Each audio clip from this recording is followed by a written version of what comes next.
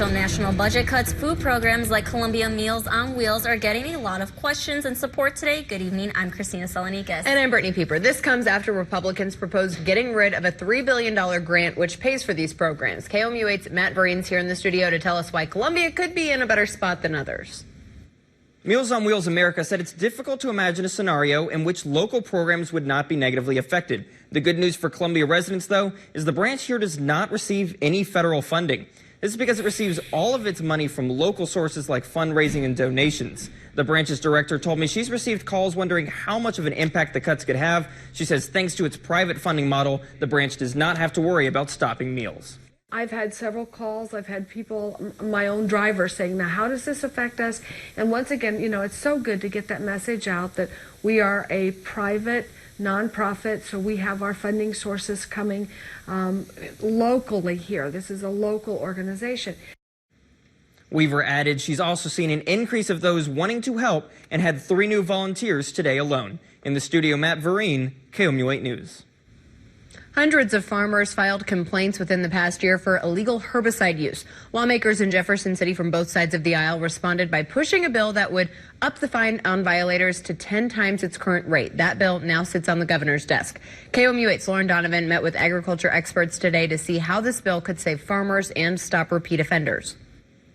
For those farmers using illegal herbicides on their crops, the slap on the wrist they're getting now is expected to become more of a punch in the gut if this bill is indeed signed. Experts I spoke with today told me these violators' blatant acknowledgement and disregard for the rules keeps hurting others. And until things change, they're going to keep getting away with it. It'll put people out of business. On these violators. The bill appears to be a nonpartisan issue, as support and opposition comes from both Democrats and Republicans. The governor tweeted that he is in support of the measure, which is now left to him to sign. In the studio, Lauren Donovan, KOMU8 News. 4 people in a single car accident today walked away with no serious injuries, according to the state trooper there. The accident temporarily closed I-70 near Rocheport. The trooper says the driver overcorrected into a barrier, temporarily closing both eastbound lanes. An ambulance took all the passengers to the hospital as a precaution. Both lanes reopened within about an hour of the accident. Another 1-car wreck left a man dead and 3 people injured this morning in Moberly. The 29-year-old driver, Daniel Johnston, drove off the side of 63 highway just before 4 a.m. The car hit a utility pole and flipped over. Johnston died from his injuries. 3 other passengers in the car suffered minor to moderate injuries. They were taken to University Hospital.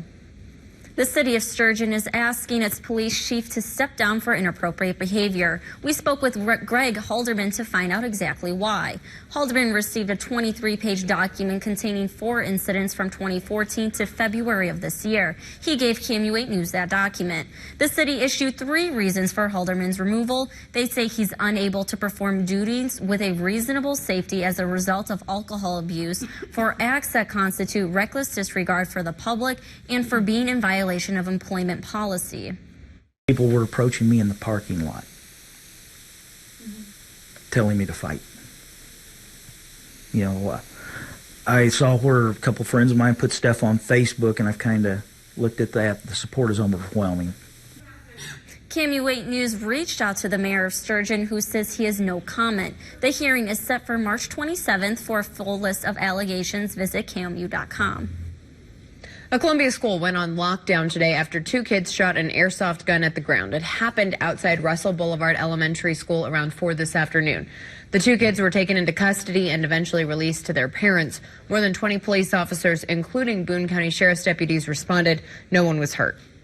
The Columbia Public Library is changing its rules about conceal and carry weapons. The library is now allowing people with proper permits to carry on the property. The Daniel Boone Public Library Board of Trustees made the decision last night. State law allows Missouri residents to conceal and carry a weapon without a permit, but the library is an exception. Those carrying without a permit could face a misdemeanor if they get caught. One Columbia resident says the change is unnecessary. People come here to read and write and relax, and they already have cops there, so I wouldn't see a need for it anyway. If this neighborhood got so dangerous that I didn't feel safe leaving my house and going to the library, maybe I'd argue over it. The board also decided to ban other weapons like knives on library property. It was a beautiful St. Patrick's Day today. Let's send it over to Michael to see how the rest of the weekend looks. Thank you, Brittany, and good evening, everyone. If you thought it was a warm St. Patrick's Day, well, that's because it was. As we take a look at the weather almanac for today, temperatures warmed up to a high of 74 degrees today, not that far off from the record high for St. Patrick's Day of 83 degrees. We were expecting actually a little bit of rainfall this morning, but it looked like it stayed off to the south. Again, we didn't pick up any rain today, and we're only at actually, again, a little below average for the month, but well below average for 2017. We should actually be at about 5 inches by this point. And we take a look at current conditions right now. We aren't going to see any rain tonight. And really, for most of the weekend, there is going to be a chance later on. But clear skies out there tonight, and those will continue tomorrow. Temperatures are just now starting to fall back into the 50s. They're actually going to fall pretty quick. We're going to see overnight lows tonight down near 38 degrees. Winds are out of the north, and they will be for the day tomorrow. But as we head into Sunday, those will switch back from the south as we'll see a little bit of a warmer day. We're at 60 degrees for Saturday, 67 for Sunday. And again, we are going to see a chance for rain Sunday night into Monday, but we have lots of opportunities to see some rainfall next week. We'll talk more about that coming up in just a little bit. Also coming up, a Homeland Security official spoke with members of Congress today why many Democrats are less than pleased. Plus, President Trump makes a new claim regarding wiretaps during his campaign. President Trump still looks to prove his claim President Obama spied in his presidential campaign. His newest claim, British intelligence was in on the alleged surveillance plot, came during his meeting with German Chancellor Angela Merkel. NBC's Peter Alexander has details. Do you think it was a mistake? Tonight, to one another and not about one another.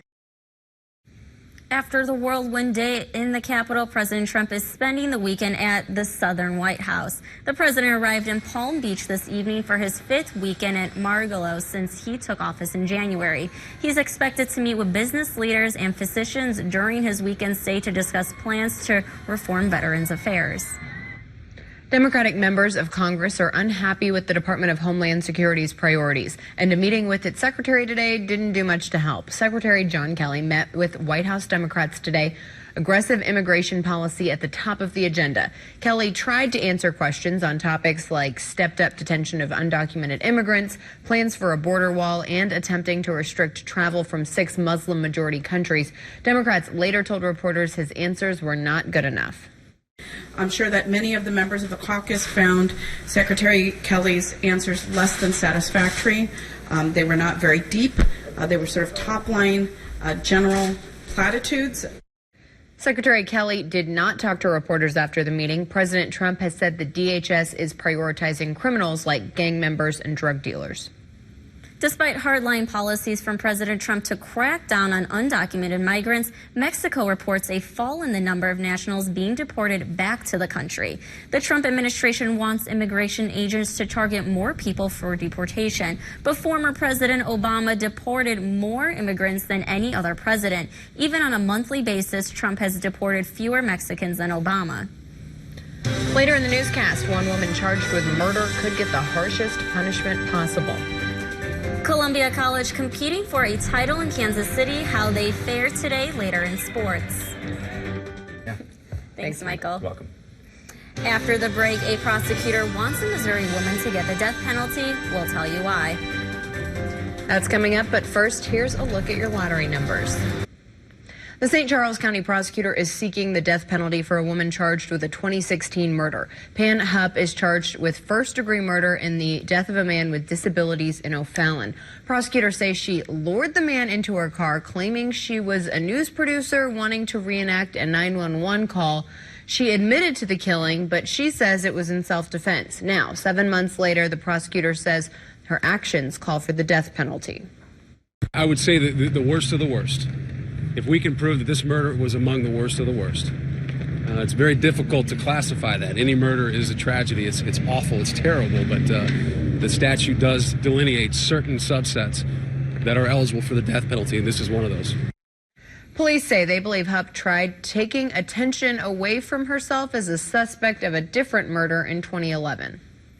A man convicted of shooting 2 police officers in Ferguson was sentenced to 25 years in prison today.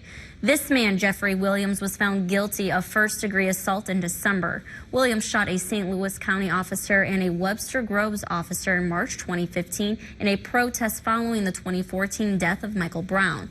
Both officers survived, but no one never returned to duty. Williams says another man with him was the real shooter. His attorney plans to appeal.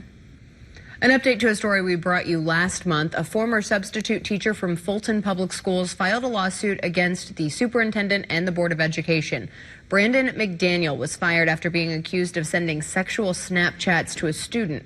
McDaniel denied the claim, saying there was no substantial evidence. No charges were filed in the case. Now McDaniel says his termination happened without notice or a hearing. The lawsuit alleges his rights were violated and he was wrongfully fired. McDaniel says he was banned from school property and school-related events. He wants this ban removed and his job back.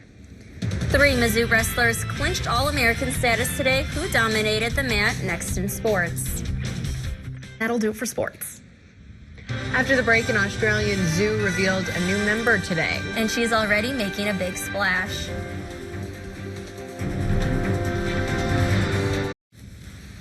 An Australian zoo's baby pygmy hippopotamus made its first appearance in Sydney today.